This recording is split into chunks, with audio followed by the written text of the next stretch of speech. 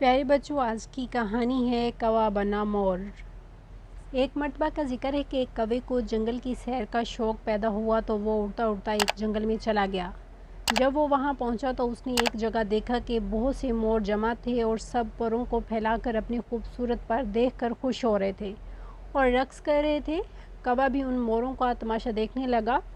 उनके नीले, हरे और सुनहरे परों से बहुत अच्छे लगे। कौवे ने दिल में सोचा कि उनके पर कितने खूबसूरत हैं, ये दुम फैला कर नाचते हैं तो इतने भले लगते हैं। मैं अगर इन मोरों के पर जो अब इधर उधर गिरते जा रहे हैं जमा करके अपने परों में लगा लूँ तो मैं भी मोर बन जाऊँगा। कौवे ने ये सोच कर इधर उधर से मोर के पर जमा किए, परों में लगाए और फिर मोरों में जाकर उन्हीं की तरह रक़्स करने की कोशिश करने लगा।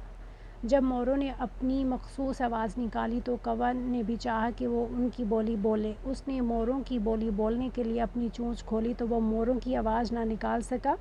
अलबत्ता उसकी चोंच से काई काई की आवाज़ें निकलने लगीं। काई काई की आवाज़ सुनकर सब मोर चौंक पड़े और कहने लगे, अरे ये तो कौवा है, हमारे पर लगाकर हमारे दरमियान आ गया है। ये कहकर सब मोरों ने उसको घेरे में ले लिया और ठूंगे मारने लगे।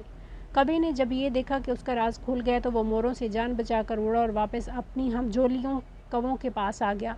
लेकिन हुआ ये कि जब कौवों ने उसे देखा तो पहचान ना सके ये कोई मोर उनके दरमियान आ गया है। सब कौवे उसको देखकर कहने लगे, ये कौवा नहीं है, उनके पर तो मोर कैसे हैं, ये हम में से क्यों आया है।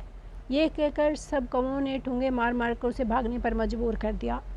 अपने साथी कौवों के हमले की वजह से कौवा उन्हें ये ना बता सका कि वो मोर नहीं बल्कि उन्हीं का साथी कौवा है। लिहाजा कौवा ये कि वो बेचारा ना तो मोर बन सका और ना ही कौवों में रहा। आखिर उसने मायूस होकर मोरों के सारे पर झाड़ दिए और कौवों में रहने लगा।